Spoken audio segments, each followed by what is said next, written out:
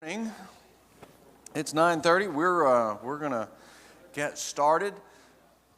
This is our second class on what we're gonna call Psalms for Beginners. Again, as I said last week, I'm indebted to Mike Mazzalongo. Mike is he kind of oversees the work of BibleTalk.tv. You can go there. You can write that down or send yourself a text or something for later. BibleTalk.tv, not .com, but .tv, and it is supported by many congregations of the Lord's Church. They are one of the most prolific uploaders of content to, I want to say, Amazon Prime, and they have a couple other places. They've uploaded thousands of classes and content. So there's a lot of really good content there on BibleTalk.tv. One of the classes that Mike put together was Psalms for Beginners, and so I'm going to be using a lot of these are the slides that he put together for that class. And again, just kind of as a caveat, this is going to be more of an overview of Psalms and the types of Psalms that we see in the Scriptures. We're not going to have enough time to actually go in depth on very many Psalms. This is not going to be like an expository class where we're going to go line by line and go in depth on any one particular Psalm. So I'll probably reiterate that several times over the course of the class. Now, last week we just did kind of an introduction. We talked about that the Hebrew word for the Psalms is Tehillim, which means praises, and how that was translated as psalmoi in the Greek, and that was transliterated into the New English word Psalms, written over a period of about 1,000 years, many different authors, and it was initially, these would have been collections of Psalms that were eventually kind of collated into the entire book of Psalms, which we have today. The book of Psalms was in use pretty much in its current form by the time that Christ arrives on the earth. So even by the time of that intertestamental period, by somewhere around 400 BC, the Psalms have been collected. They've been organized into 5 books by that point, and they're being used as a song book.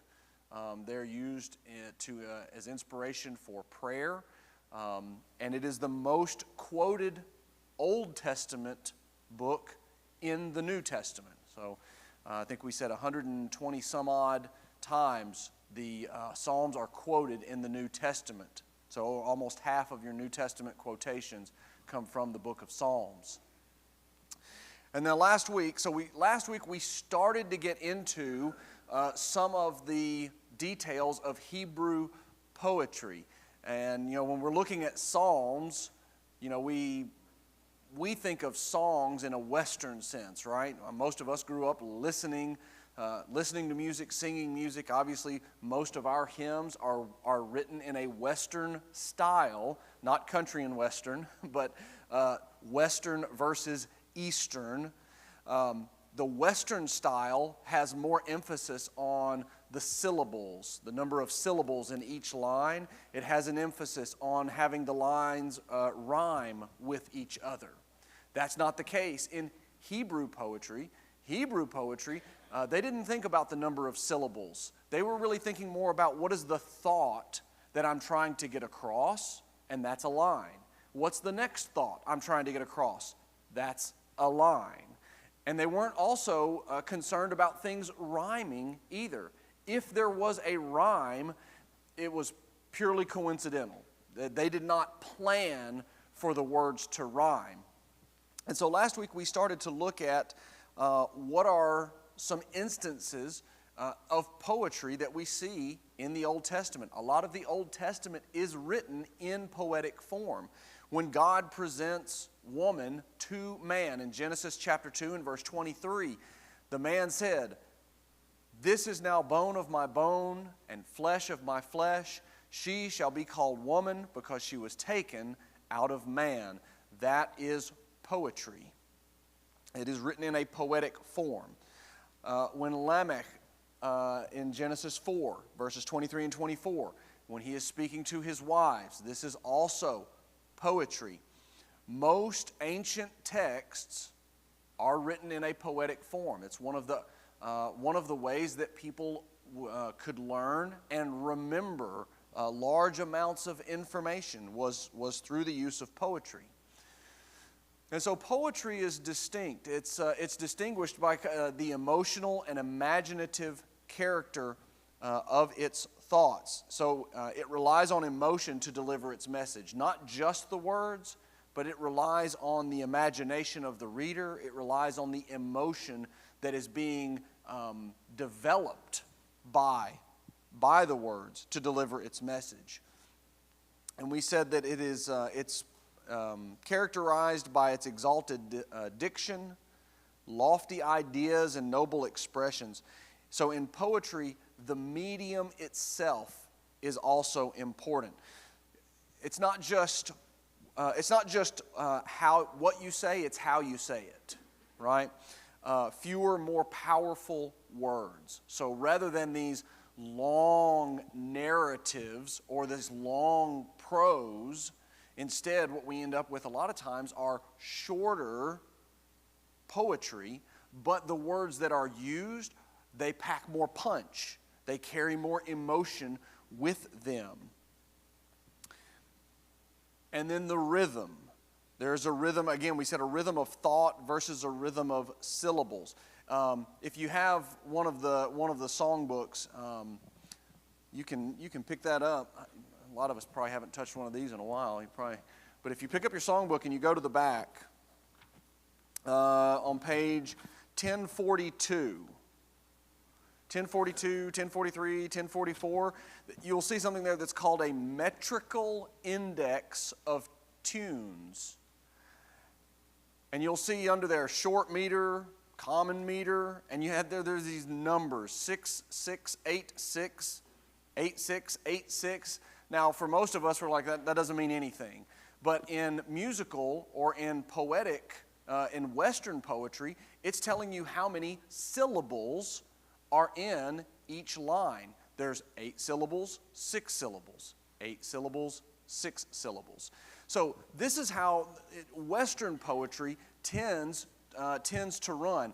And just for you can have a little fun with this. If you find 2 songs that have the same meter, you can probably interchange the words to the tunes.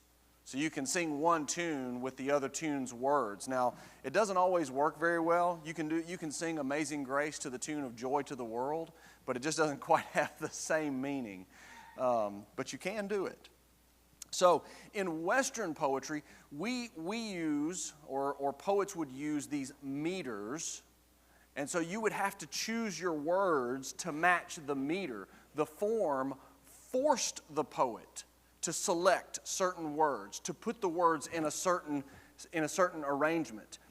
In the Eastern poetry, they did not have the form force them to choose certain words or certain phrases or put them in a certain order. They said, here's the thought that I am expressing, right? And so I'm not bound by the number of syllables. I'm not bound by a rhyming scheme. And not all Hebrew poetry is in the Old Testament. In 1 Kings chapter 4, verses 29 through 34, it refers to 3,000 proverbs and 1,005 songs of Solomon. Anybody know where Solomon's 1,005 songs are? I don't. So there's a reference to these proverbs and songs of Solomon in the Old Testament. The reference is there, but we don't have those in our Old Testament.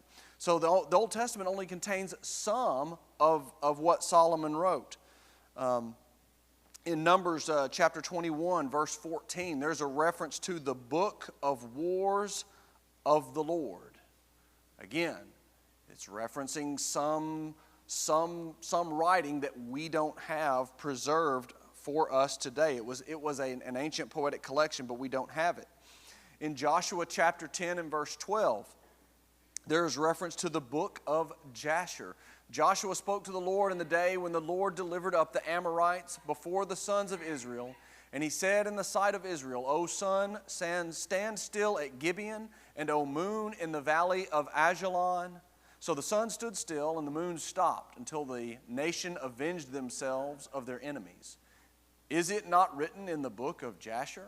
And the sun stopped in the middle of the sky and did not hasten to go down for about a whole day. That's Joshua 10, 12, and 13.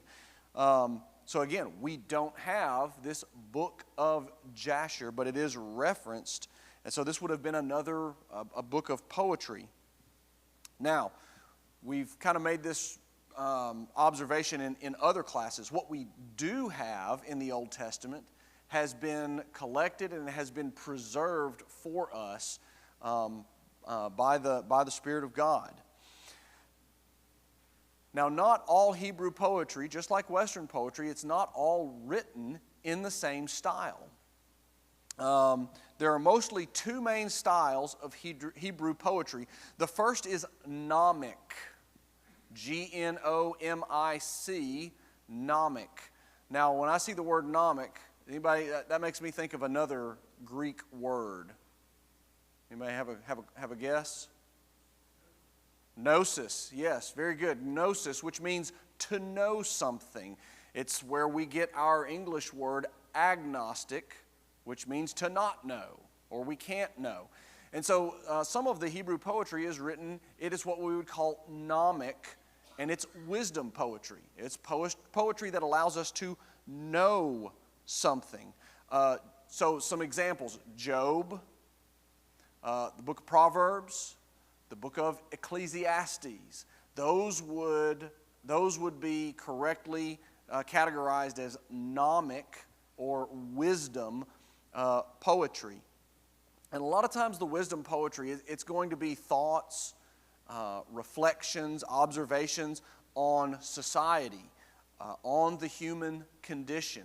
It's going to answer questions like how is a person right before God, or who is worthy to worship God. And we'll get into some more of that in a little bit. The other type is lyric. So lyric is more expressive. And there are several different, I guess we could say, subcategories of lyrics. This type of poetry was written with the idea that it was going to be sung. Gnomic poetry, not necessarily. And many times it's not. If you go and look at the book of Proverbs, you'll see even in the same collection of Proverbs, the Proverbs don't necessarily seem to have a connected theme. And so those weren't meant to be sung together. These were more individual arrows being fired at a single thought or a single target. They've just been collected together, so they weren't meant to be sung. But lyric poetry was meant to be sung.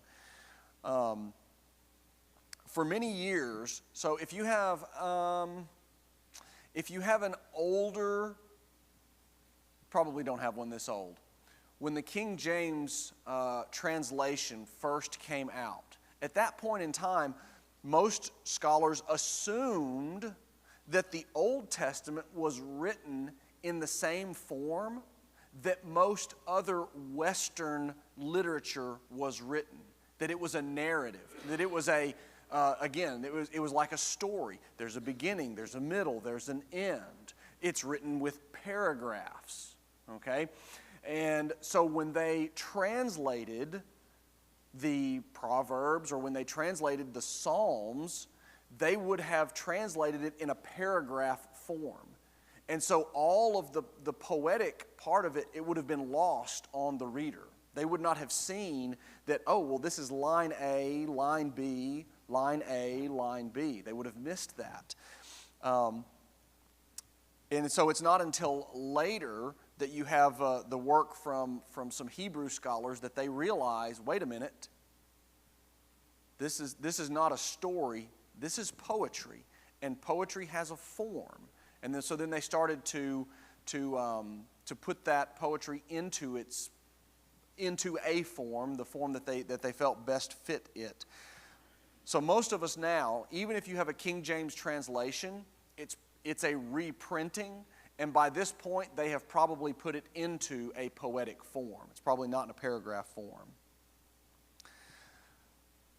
So types of this lyric poetry. So we've been talking about Psalms. Psalms as not just the heading of the book, but it's actually a specific type of lyric poetry that we find in the book. There are psalms of praise. There are also poetry that is lamentation or mourning. There are some that are blessings and cursings. We say blessings and cursings because they tend to show up together. You typically don't see, here's just one poem or one thought, and all it is about do this and be blessed, do this and be blessed, do this and be blessed, the end. And then have another one that's completely separate and say, if you do this, you'll be cursed. Typically, those kind of occur together. Think about when Moses is speaking to the children of Israel, right? He said, I have set before you today what? Right? I've set before you today life and death. He says, choose life. So typically these blessings and cursings, they would occur together. If you do this, you'll be blessed. If you do this, you'll be blessed. But if you do this, you'll be cursed. If you do this, you'll be cursed. So we see that in some of the Psalms as well. That's kind of hard to read. That's from Deuteronomy 33. That's where Moses is going through the blessings and cursings with the children of Israel.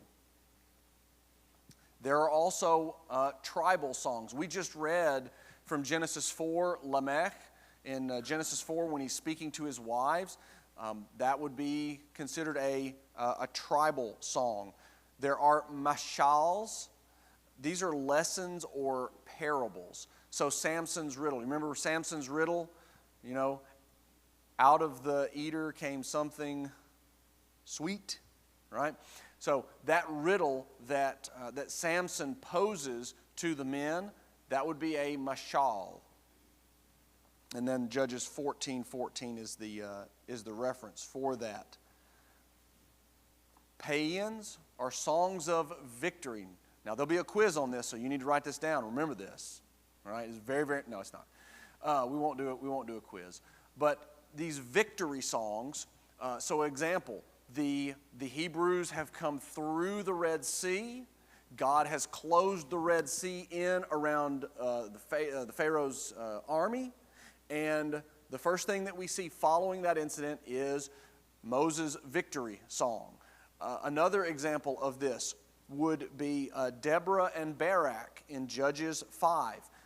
They have defeated the Canaanites. You remember the incident with Jael and Sisera, where she drives the tent peg through his temple. The Canaanites have been defeated. And Deborah and Barak have a victory song there in Judges chapter 5. That would be an example of a paean. And then dirges. These are funeral songs. David's lament. In 2 Samuel chapter 1, verses 17 through 27, Saul and Jonathan have died in battle. And David writes a funeral dirge. Right? Basically something that is honoring the person who has died.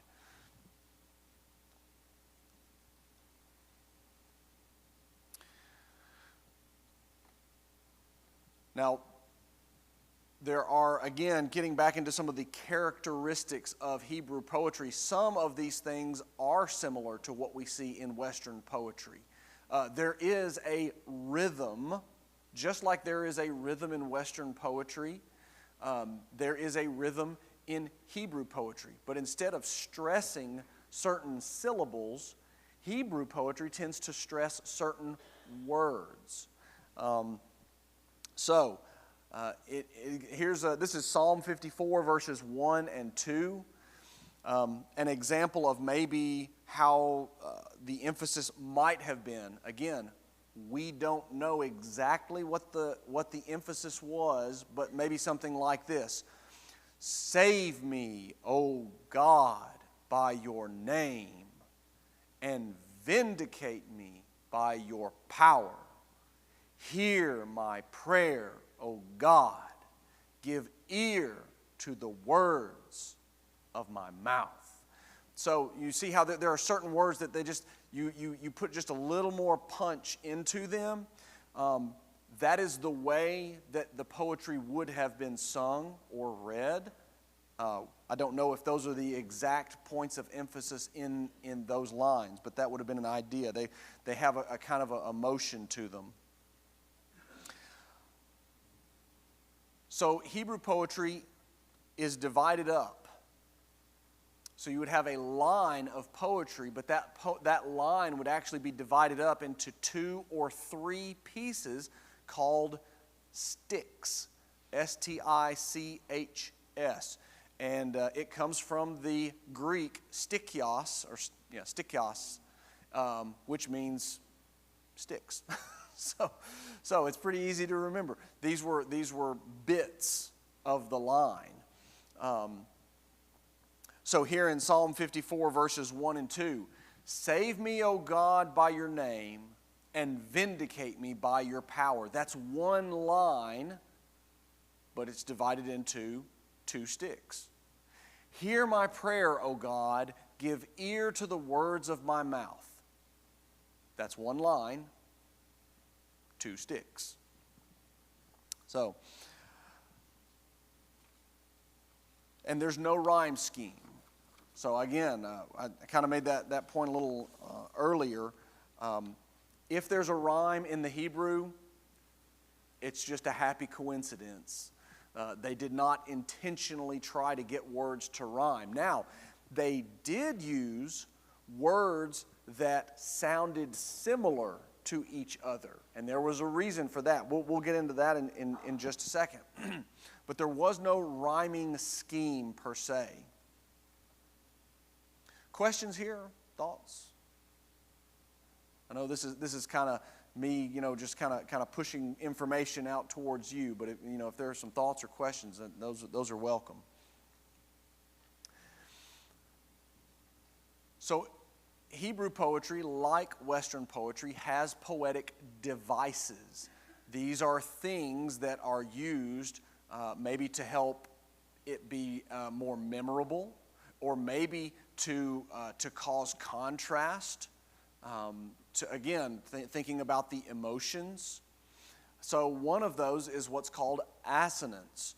And this is where you have similar sounding words, but they have different meanings. So in Jeremiah chapter 1, verses 11 and 12. Now in English, we see the words almond and watching. To us, it's just, okay, those are 2 different words. They don't even sound alike. But in Hebrew, you have almond, which is shaked, and watching, which is shoked. Very close in the sounding. So when you're reading it, it says, moreover, the word of the Lord came to me saying, Jeremiah, what do you see? And I said, I see a branch of an almond tree. And the Lord said to me, you have seen well, for I am watching over my word to perform it. Now, again, we read that as English readers, and almond and watching, we see no relationship whatsoever there. It is masked by the English translation. But if we could all read Hebrew, then we would have gone through, and when we had gotten to the point where it said almond, it would have said shaked, and then we would have gotten to watching, and it's shoked. And that is supposed to be, it's not a play on words, but it's there to make us think, what is happening here? What is going on? So the almond is one of the trees that buds first in the year. God is the first to see. when it says that I am watching, right? God is going to be the first to see the evidence of growth, the evidence of here, literally, the almond tree preparing to bear fruit.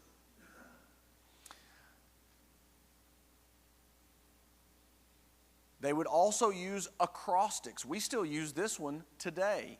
An acrostic is where you have successive lines, and each line begins with the next letter of the alphabet. All right? So, you know, we could say, apples blossom in, when do apples blossom? May? Apples blossom in May. And bobbing for apples is fun. And, and then something that would start with C, something that would start with D. The Hebrew poetry, they would use acrostics as well. Psalm 25, verses 1 through 22, each line in Hebrew begins with the next letter of the Hebrew alphabet. Lamentations 3, 1 through 66, it actually goes through that whole cycle 3 times. So you have 22, 22, and 22. So that's how we get to 66 lines of an acrostic. It's a triple acrostic. But by far and away, the primary poetic device that's used in Psalms is what's called parallelism. It's not parallelograms, that's geometry. This is parallelism. It was, again, first, I guess, noticed by Robert Loth in the 18th century. Again, this is where the scholars prior to, they were working under the assumption that either that things were in a narrative or paragraph form, or they might even have thought that this whole line all went together and then there was a second line all together. They did not see the fact that, no, this one line is actually broken into 2 pieces, or 2 sticks, or 3 sticks even, right? Or that there was a rhythm of ideas and thoughts. And so Loth is the one who kind of discovers this, kind of presents this as a newer way of reading the Hebrew poetry. Now we might ask, well, wait a minute. If poetry, if Psalms have been around for so long, what happened? Why was it not being read that way? So it basically went out of style, we would say. The parallelism as a way of doing poetry went out of style somewhere around the 2nd century, in the 100s AD. Just like things go out of style for us. Something goes out of style, and so people just gradually use it less and less and less, and they refer back to that style less and less and less. And so by the time you have a King James translation, parallelism was not common. Really, it just wasn't heard of in Hebrew poetry. So that's why they assumed that it didn't exist. Loth rediscovers, really, this parallelism. And so in the Scriptures, we see several types of parallelism. Again, the most frequent being what we would call synonymous. It's where you have the same idea but different words. If you have your Bibles, you can turn over to Psalm 119, and if you know the trick, you can kind of open your Bible kind of right in the middle, and you're probably going to land somewhere close to Psalm 119. Psalm 119, and we're only going to look at verses 1 through 4, but this is some examples of this synonymous parallelism. So here, again, we are going to see the same idea, but it is being expressed with different words. Blessed are the undefiled in the way who walk in the law of the Lord. Those are 2 ways of saying basically the same thing. Blessed are those who keep His testimonies, who seek Him with the whole heart. They also do no iniquity. They walk in His ways. You have commanded us to keep your precepts diligently. So each of these are examples where you have the idea being repeated. All right? When you go to the thesaurus and you've got a word and you're trying to look up a word that kind of means the same thing, what do we say? You're looking for a... Where are my English majors in here? What are we looking for? A synonym. Oh, the engineer knew it. It's a synonym, right? A synonym is a word that basically means similar to another word. So when you think of synonymous parallelism, it's the second half is just a repetition of the first half, maybe just in different words. The second is antithetic. So if synonymous is saying the same thing in different words, what might antithetic be? The opposite, right? These things are standing in contrast to each other. Psalm 30 and verse 5, it says, "For his anger is but for a moment, his favor is for a lifetime." Now remember, that's all one line in Hebrew poetry, but it's been broken into two sticks, right? The first stick is, his anger is but for a moment. The second one is, his favor is for a lifetime. See how those are antithetical? Weeping may last for the night, but a shout of joy comes in the morning. One line, two sticks, but again, weeping and joy. These are antithetical. And then we have synthetic. Synthetic parallelism is when the second line completes the first line. So Psalm 2, verses 5 and 6. "Then he will speak to them in his anger and terrify them in his fury, saying, But as for me, I have installed my king upon Zion, my holy mountain." Now, it says he will speak to them in his anger and terrify them in his fury, saying, that's synonymous parallelism. He just said the same thing. He said it one way, then he said it another way. But then, at the last line, he says, "But as for me, I have installed my king upon Zion, my holy mountain." That second part of the line completes. It adds to the thought. Right? Helps us make more of it. We might say that it augments or even amplifies it. Now this is the one that Wesley's not here to appreciate this. This is the one that Wesley gets excited about when you hear him talk about chiastic structure. Some of them are introverted, where you have thought A, thought B, and then you work your way back down. Thought B, thought A. So Proverbs 23, verse 15. "My son, if your heart is wise, my own heart also will be glad." So he works his way up. "My son, if your heart is wise, my own heart will also be glad." Is that right? Oh, I'm sorry. Yeah, Proverbs 23:15, not Psalm. I'm missing a verse here. Hang on. Let's go to Proverbs 23. That way we actually see what's going on here. Here we go. Proverbs 23. So verse 15 says, "My son, if your heart is wise, my heart will rejoice. Indeed, I myself, yes, my inmost being will rejoice when your lips speak right things." So there's the idea of rejoicing at the end of the first line and the beginning of the second line. That's the B part. All right? And then on the A part, the first of the first line and the last of the second line, is this idea of the wisdom. If your heart is wise, and if your lips speak right things.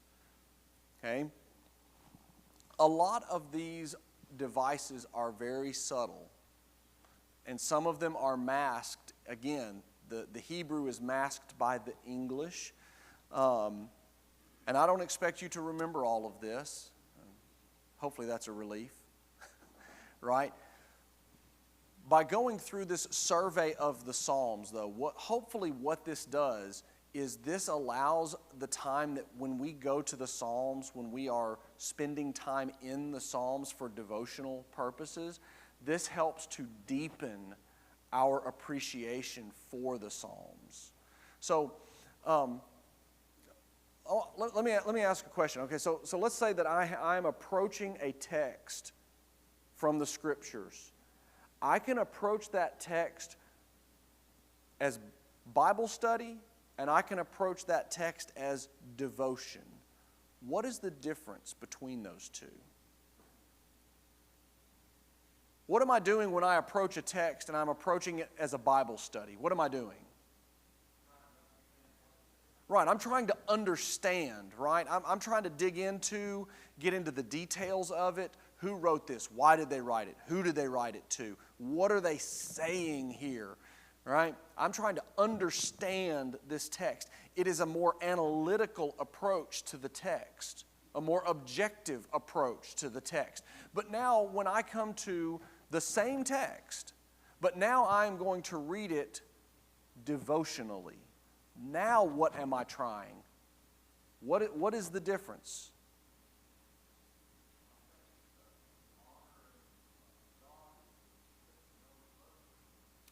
Right. Right. So now I am reading this text to say, what is it that God is wanting me to do? How do I honor God through this text? How does God speak to me through this text? Okay? So the similar here, we are going through the Psalms in a more analytical way right now, right? Kind of getting into some of the details, some of the mechanics. But later on this week, I would encourage you to come back to some of these Psalms and don't try to read them mechanically. Don't try and get into the details, but read it the way you would read a song or a poem, right? Read the whole thing and read it for effect. How does it make you feel? How does it make you feel about God? How does it speak to a situation that you are going through in your life right now, or that someone else is going through in their life? That's when we're reading it devotionally. Understanding the mechanics just helps to deepen our appreciation when we read devotionally. So I realize there's a lot of technical language here. I'm going to try and move through these last few quickly. The poetry can also be written in a climactic fashion, stare-like. So when you're reading a book or when you're watching a movie, what is typically happening at the climax? Right, one thing is building on another, and we're approaching the top, the most exciting, the zenith, right, the mountaintop. Okay, in some of the Psalms, we see this building up, up, up, up, or we may actually see down, down, down, down. That's still the same idea, is that we're heading in a direction, right? So Psalm 93:3. Notice here. The floods have lifted up, O Lord. The floods have lifted up their voice. The floods lift up their pounding waves. It says the same thing, almost the same thing, 3 times in a row, but each time there's more emotion, right? There's more punch in these words. It is climactic. And then the last one would be emblematic. When we're going to participate in the Lord's Supper in just a little while, we sometimes refer to the bread and the fruit of the vine as what? Emblems. Emblems. Are they actually the blood and the body? No, they are emblems of the blood and the body They represent it. And so emblematic parallelism is when I'm using comparative words like or as. So one of the songs that we sing, as the deer pants for the water, so my soul longs after you. That's emblematic parallelism. Psalm 103, 12 and 13. As far as the east is from the west, so far has he removed our transgressions from us. Just as a father has compassion on his children, so the Lord has compassion on those who fear him. So anytime you see like or as, it's emblematic.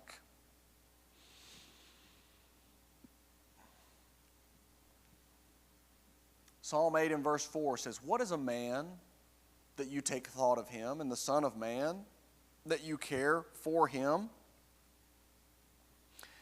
By understanding this idea of parallelism, it helps us to interpret the Psalms, because we can kind of know who the author is referring to when he speaks. So here's Psalm 8 and verse 4. Who is man that you take thought of them, and the son of man that you care for him? Who's he talking about here? What kind of man is he talking about?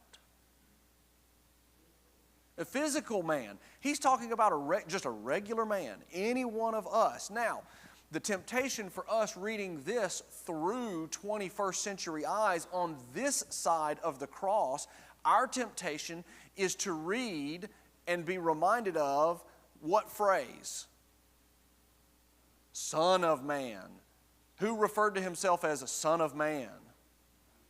Jesus did, okay? Now, so this is where the way that this is constructed, it helps us realize who the author had in mind when he was writing this. Not all psalms are messianic psalms. Many of them are written to be understood by the people of that day, and they are meant to be helpful to the people of that day. But we see many times that by the inspiration of the Holy Spirit, we have New Testament apostles and writers that they refer back to these psalms and say, this also applies to Jesus, right? So there weren't a lot of very explicit messianic psalms, but there are hints of it. So here, the psalmist is writing about a regular man. In Hebrews 2, verses 6 through 8, the writer there, he quotes from this. What is man, but you should remember him? Or the son of man, that you are concerned about him? And then he goes further. You have made him for a little while lower than the angels. You have crowned him with glory and honor. Appointed him over the works of your hands. You have put all things in subjection under his feet. For in subjecting all things to him, he left nothing that is not subject to him. But now we do not yet see all things subjected to him.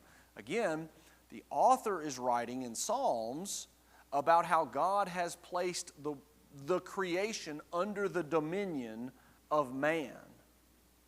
That was the intent of the psalm at the time the psalm is written. And the Holy Spirit is able to inspire the writer of Hebrews to look back at that and say, not only does it apply to man in creation, it also specifically applies to Jesus, talking about how all things are under his feet. So very quickly, to summarize, most ancient writings, not just the Bible, most ancient writings are in a poetic form. In the Old Testament, two basic forms of poetry: gnomic, Job, Proverbs, Ecclesiastes, wisdom poetry, and lyric poetry, poetry that was meant to be sung. And that Old Testament poetry has some special features. We talked about assonance, where the words sound similar, right? But they have different meanings. Acrostics, where the letters of the alphabet are used for the lines. And then the one, again, far and away the most common, parallelism, where you have two lines and they have some relationship to each other. Either they're restatements, they're contrasts, they're a completion of a thought, they're emblematic. So, I know that was a lot. You guys did great. Thank you for your attention.